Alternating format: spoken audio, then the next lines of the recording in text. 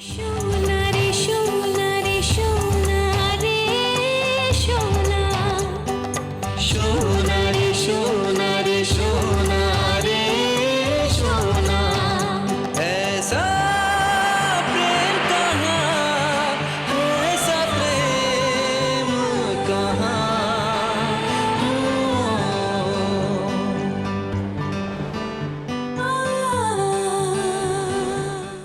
आनंदों की दौलत हाथ में आते ही सबसे बड़ा फायदा ये होगा कि देवी नाम की बला से मुक्ति मिल जाएगी। बहुत परेशान किया है उसने मुझे। मुझे सिर्फ अपने बदले से मतलब है।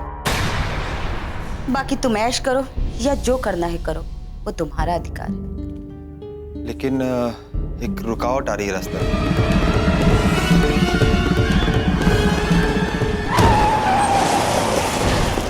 दादा, अरे आइए बाहर, देखिए तो मेरे साथ कौन आया है।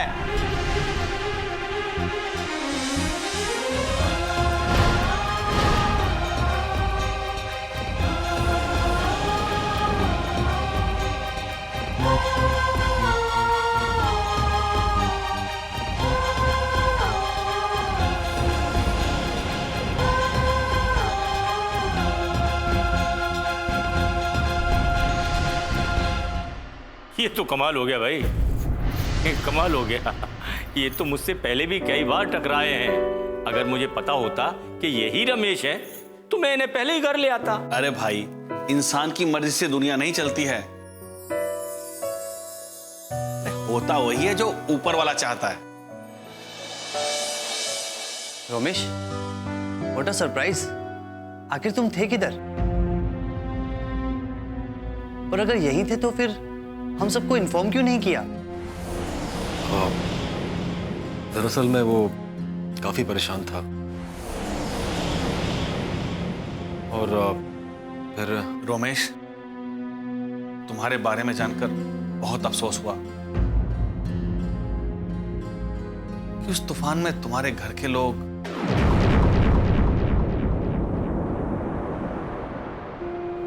अब बेटा होने को कौन टाल सकता है। क्या हुआ, तुम्हारे बाबूजी का कुछ पता चला? जी नहीं, उनके बारे में कुछ पता नहीं चला।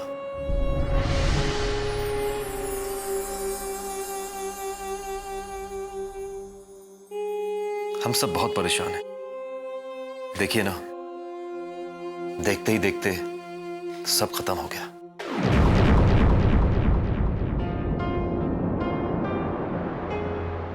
हम तुम्हारा दुख समझ सकते हैं रमेश बेटा, इसलिए तुमसे शिकायत की कोई वजह ही नहीं है हमारे पास। ये बात तो आपने 100% सच कही दादा, और आप लोगों को ये बात जानकर हैरत होगी कि आज आपका ये काका परलोक से धार गया। अगर रमेश ने मेरी जान ना बचाई होती।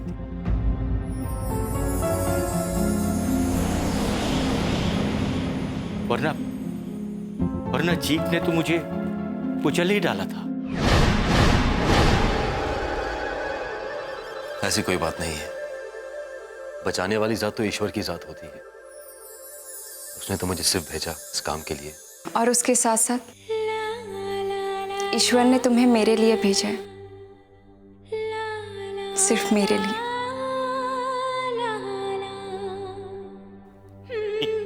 ये बात तो मैं भी जानता हूँ बेटी। एक्सीडेंट तो सिर्फ एक बहाना था। दरअसल मैं रमेश से मेरी मुलाकात तय थी, ऊपर वाले ने तय कर रखी थी। और ये बेवकूफ तो आने ही नहीं चाहता था घर। मैं तो इसे जबरदस्ती लेकर आया हूँ। और बेटी, मैंने तुझसे वादा किया था ना कि मैं तुझे तेरा रमेश ला कर दूंगा। तो देख, मैंने अपना वादा निभा दिया है। अरे भाई, रमेश से जितनी भी बातें करनी है ना कर लेना। अरे कम से कम उससे ये तो पूछ लो कि भाई वो खाएगा क्या। बाबा, आपको उसकी चिंता करने की जरूरत नहीं है, वो सब मैं देख लूंगी। इसकी कोई जरूरत नहीं है। आप लोग बिल्कुल परेशान मत होइए, मैं बिल्कुल ठीक हूं।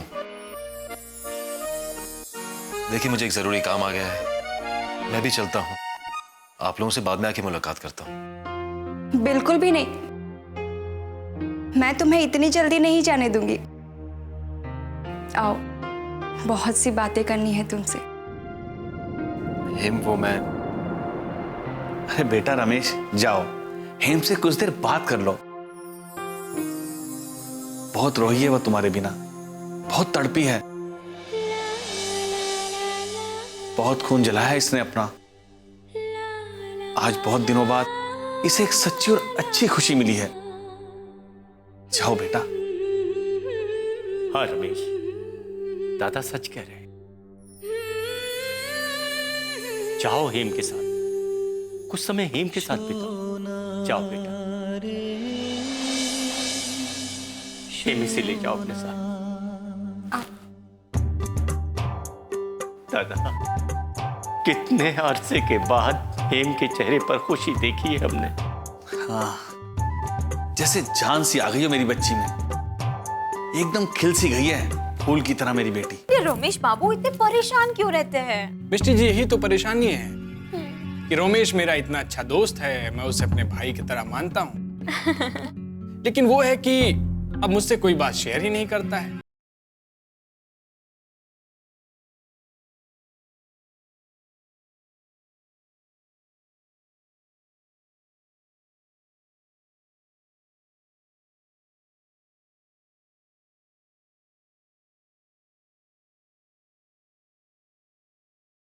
ऐसा प्रेम कहाँ। कुछ कहोगे नहीं? कहना तो बहुत कुछ चाहता हूं हेम, मगर हालात और समय ने मुझे चुप कर दिया। तुम्हारे इस तरह अचानक गायब होने की वजह से तुम्हारी बेजान सी होकर रह गई थी। जीने की आरज़ू, जीने का मकसद, सब कुछ खत्म हो चुका था। रंग तो थे, मगर तस्वीर बनाने की इच्छा ही नहीं होती थी। और जब तस्वीर बनाने की इच्छा होती तो समझ में ही नहीं आता था कि क्या बनाया जाए। चाहती तो तुम्हारे बिना सारी जिंदगी ऐसे ही बिता सकती थी, मगर बाबा को दुखी भी तो नहीं देख सकती। इसीलिए हालात से समझौता करने के लिए तैयार हो गई।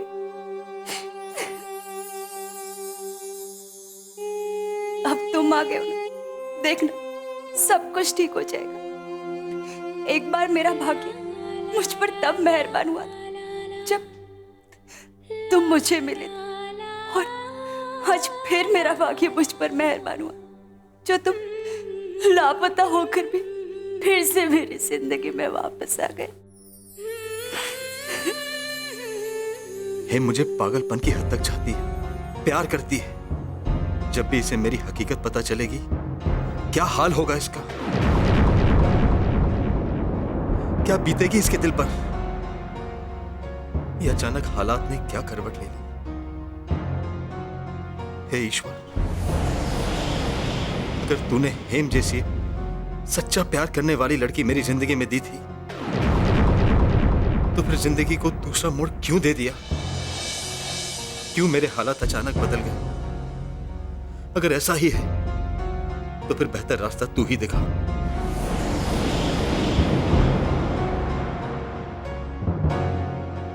मैं किसी को भी धोखा नहीं देना चाहता, ना हेम को, ना ही उसके परिवार को, और ना ही कमला को। अरे बारिन बाबू, सुनिए तो, रमेश बाबू यही कहीं गए होंगे, आ जाएंगे थोड़ी देर में। तब तक ना आप एक काम कीजिए, मेरे घर चल के बैठिए। मिष्टी जी, मैं फिर आ जाऊंगा। हैं, 2 मिनट चल के बैठिए तो। मिष्टी जी, मैं यहीं पास में रहता हूँ, मैं फिर आ जाऊंगा। समझ गई मैं, आप इसलिए मना कर रहे हो क्योंकि आपको लग रहा है कि कहीं मैं आपके घर आके ना बैठ जाऊं, है ना? ऐसी कोई बात नहीं। ऐसी ही बात है जी। अच्छा ठीक है, चलिए मैं आपके घर ही बैठकर इंतजार करता हूँ। चलिए जी, आइए आइए। बारिन बाबू, बिस्किट खाइए ना, बहुत टेस्टी है। जी जी, नहीं मिष्टी जी। मैं भी ना बारिन बाबू दिन भर घर में पड़े पड़े उब जाती हूँ। पहले तो कोमला थी तो हम दोनों मार्केट जाया करते थे, पर अब तो वो भी महिला निकेतन चली गई है। से बारिन बाबू, कमला को रमेश बाबू ने महिला निकेतन क्यों छोड़ा? वो मिस्टर जी, रमेश चाहता था कि कमला कुछ पढ़ लिख ले और हैं, खूब भालो। तो फिर अब परेशानी की क्या बात है? कोई परेशानी नहीं है। हैं, तो फिर ये रमेश बाबू इतने परेशान क्यों रहते हैं? मिस्टर जी, यही तो परेशानी है कि रमेश मेरा इतना अच्छा दोस्त है, मैं उसे अपने भाई की तरह मानता हूँ। लेकिन वो है कि अब मुझसे कोई बात शेयर ही नहीं करता है, सारी बातें छुपा लेता है। तो मैंने भी कह दिया कि ठीक है, जैसे मर्जी वैसे काम करो। कितने चालाक हो बारिन बाबू, कितनी सफाई से बात को बदल दिया।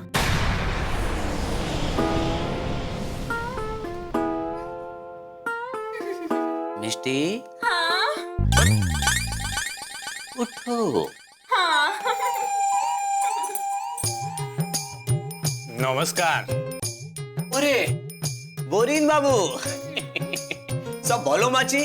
जी जी, मैं ठीक हूँ। आपका काम कैसे चल रहा है? अरे मोरे काम को न पूछो, सब गोंडोगोल। किसी का पैसा ही नहीं, कोई बॉडी खरीदना ही नहीं चाहता। छोड़ो, तुम अपना सुनाओ। जी, मैं रमेश का इंतजार कर रहा था तो सोचा यहीं बैठकर कर लेता हूँ। हाँ। यहीं बैठ के? जी। लेकिन रमेश बाबू तो अपनी बाड़ी पहुंच गया। अच्छा, आ गए वो? हाँ। ठीक है, मैं चलता हूँ। हाँ। धन्यवाद मिस्टर जी। नमस्कार। बोरीन बाबू, हम भी है इधर, हमारा घर है ये। जी नमस्कार, धन्यवाद। हाँ, नमस्कार नमस्कार, धन्यवाद। मैं बारिन बाबू से रमेश बाबू की खबर ले रही थी, तभी आना था तुमको। टाइम पर आ जाओ तो कहते हो जल्दी आ जाते हो, देर से आओ तो कहते हो देर से आते हो। तुम्हारा दिमाग या भूल भुलैया है? चलो जाओ, खाना लगाओ, हमारे लिए भूख लग रही है।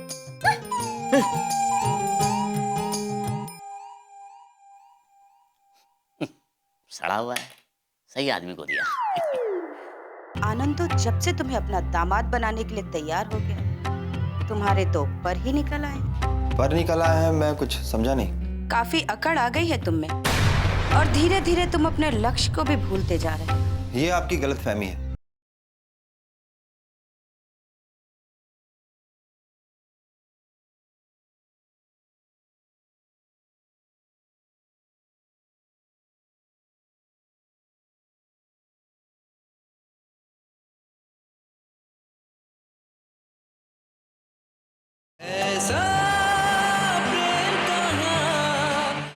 बाबा, आपको मेरी परेशानी समझनी होगी।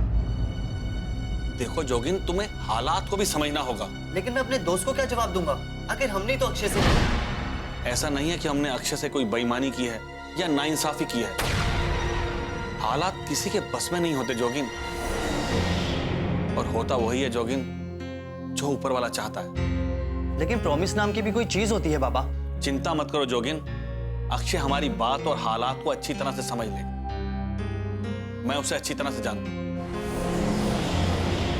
उसे समझना भी चाहिए और ये भूलना भी नहीं चाहिए कि रमेश के लापता होने पर ही हम उसे इस घर का दामाद बना रहे थे। और फिर ऐसे हालात में हम हेम पर दबाव भी तो नहीं डाल सकते।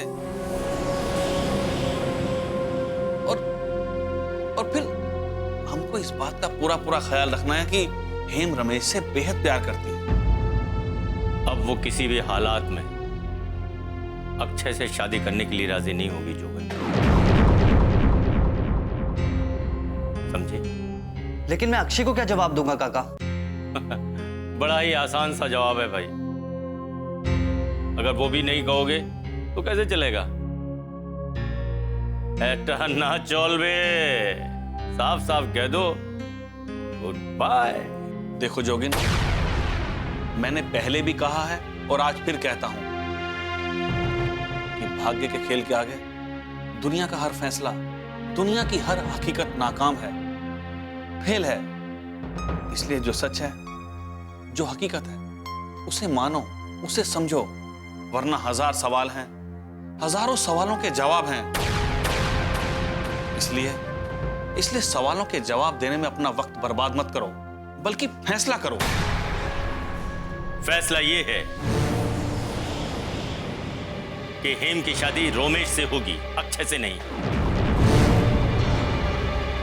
बस बात बात खत्म। देख रहे हैं कि आनंद तो जब से तुम्हें अपना दामाद बनाने के लिए तैयार हो गया, तुम्हारे तो पर ही निकल आए। पर निकल आया है? मैं कुछ समझा नहीं। काफी अकड़ आ गई है तुम में, और धीरे धीरे तुम अपने लक्ष्य को भी भूलते जा रहे हो। ये आपकी गलतफहमी है, ऐसी कोई बात नहीं। हमारा नाम देवी चौधरानी है, देवी चौधरानी। हवा के रुख से भांप लेते हैं कि वो किधर बहने वाली है। कहीं ऐसा तो नहीं कि आनंदों की दौलत पा लेने का घमंड आ गया है तुम में, या फिर अब तुम्हें हमारी कोई जरूरत ही नहीं? अगर आप ऐसा कुछ भी समझ रही हैं तो ये आपकी गलतफहमी है, क्योंकि ये सब मेरी मेहनत का है। ओह, तो अब आज तुम्हें अपनी मेहनत नजर आने लगी है? वाह! मैं इस काबिल भी तो हूँ, ये भी तो देखिए आप। तुम जानते भी हो कि तुम क्या कह रहे हो? कुछ गलत भी तो नहीं कह रहा। अभी सर पर सेहरा बंधा भी नहीं कि उससे पहले घमंड सर पर चढ़ गया। वाह! देखिए देवी जी, ना ही मैं अपना मकसद भूला हूँ और ना ही अपना इरादा। मुझे सब कुछ पता है। और रही बात आनंदो बाबू से फायदा उठाने की, तो वो मेरा अधिकार है। मैं दोनों काम कर रहा हूँ, आपका भी और अपना भी। तुम्हें हर काम हमारा काम समझकर ही करना होगा, क्योंकि आनंदो हमारा शिकार है। उसके आंसुओं में हमारा सुकून है, उसकी बर्बादी में हमारी खुशी है। और अगर तुम अपना लक्ष्य भूलकर अपना जीवन संवारने में लग जाओगे, तो मजबूरन हमें कोई और रास्ता अपनाना पड़ेगा। और हमारे रास्ते क्या क्या होते हैं, ये तो तुम अच्छी तरह से जानते हो। याद रखना, समझे?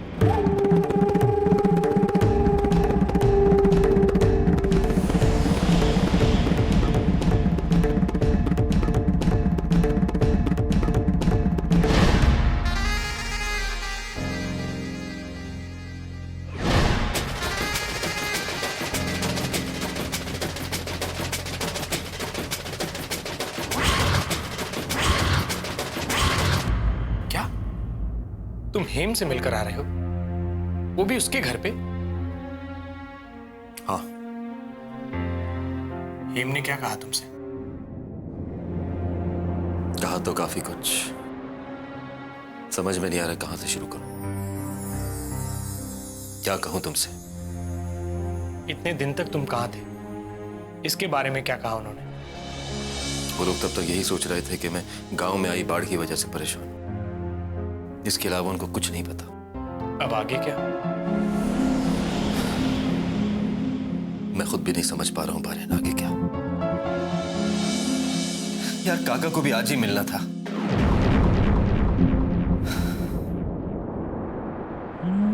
बदलते हालात ने मुझे खामोश कर दिया है बारेन। चुपचाप एक तमाशाई बनकर तमाशा देखते चला जा रहा हूं, अपनी किस्मत का तमाशा। बस इंतजार है तो इस बात का कि इस तमाशे का अंत क्या होगा। बहुत अच्छी बात करते हैं आप, आपके मुंह से फूल झड़ते हैं। अच्छा मजाक कर लेते हैं आप। मजाक? आपको मेरी बात बुरी लगी क्या?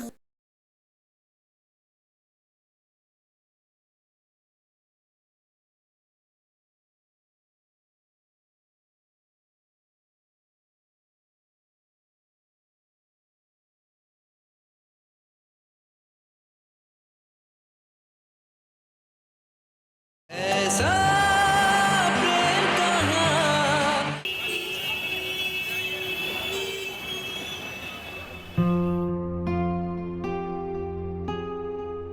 कैसे हैं आप?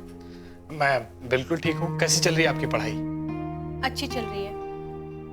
कुछ दिनों बाद देखना, आप जो भी कहेंगे मैं आपको लिखकर बताऊंगी। अरे वाह, ये तो बहुत खुशी की बात है। मेरे लिए कोई बात खुशी की बात नहीं होती। क्यों? मैं कुछ समझा नहीं। आप जब भी आते हैं अकेले आते हैं, आपके दोस्त क्यों नहीं आते हैं? कमला, आपकी नाराजगी अपनी जगह जायज है, लेकिन बेचारा वो करे भी तो क्या करे। काम के सिलसिले में यहाँ वहां भटकना पड़ता है। अभी वो कोलकाता से बाहर है, वो जैसे ही आएगा मैं उसे लेकर आऊंगा। एक बात कहूं आपसे, अपने दोस्त से मत कहना। कहो, बिल्कुल नहीं कहूंगा। आपके दोस्त कहीं मुझसे नाराज तो नहीं है ना? किस बात की नाराजगी? आखिर आपने ऐसा किया क्या है? वही तो मुझे समझ में नहीं आ रहा है। ऐसा मैंने क्या कर दिया? वो मुझसे दूर दूर रहते हैं। देखो कमला, मैं रोमेश को वर्षों से जानता हूं। वो बहुत ही साफ दिल का इंसान है। अभी वो कठिन परीक्षा से गुजर रहा है। जिस दिन उसके हालात सुधरेंगे ना, आपको शिकायत का मौका नहीं मिलेगा। भगवान करे ऐसा ही हो। आपसे एक विनती है, बुरा तो नहीं मानेगी ना? कहिए ना। और ये बिनती शब्द क्यों कह रहे हैं? आप मुझे कुछ भी कह सकते हैं अधिकार से। कमला, पढ़ाई लिखाई के अलावा कुछ मत सोचना। इंसान के हालात कब बदल जाएं कुछ पता नहीं होता। ऐसे हालात से निपटने के लिए इंसान को धैर्य और साहस और अपनी काबिलियता का परिचय देना होता है। और इसीलिए रोमेश ने आपको महिला निकेतन भेजा है। आप सच कह रहे हैं, लेकिन क्या करूं, मन नहीं मानता। पत्नी हूं मैं उनकी। उनके बारे में सोच सोच कर चिंता होती है।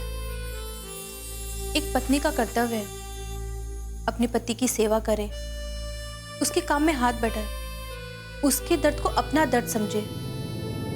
लेकिन मैं जाहिल गवार अपने आप को बनाने में ही लगी रही। देखो कमला, अपने आप को दोष मत देना। भाग्य में जो लिखा है उसे कोई टाल नहीं सकता, वो तो होना ही है। और इन हालात से निपटने के लिए हमें साहस और धैर्य से काम लेना होगा, और इसी में सफलता है। एक बात कहूं, आप बुरा तो नहीं मानेंगे? नहीं कहो। आप हमारे स्कूल में पढ़ाने के लिए आ जाइए। वो क्यों? आप बातें समझदारी वाली करते हैं, आपकी बात समझ में आती है, बहुत अच्छी बात करते हैं आप। आपके मुंह से फूल झड़ते हैं। अच्छा मजाक कर लेती हैं आप। मजाक? आपको मेरी बात बुरी लगी क्या? नहीं नहीं, इसमें बुरा मानने वाली क्या बात है। एक तरह से आपने मुझे अप्रिशिएट किया है। खैर, मैं अब चलता हूं, आपका बहुत समय ले लिया मैं। उनसे कहना कि मैं उन्हें बहुत याद करती हूँ। जरूर कहूंगा। नमस्कार। नमस्कार।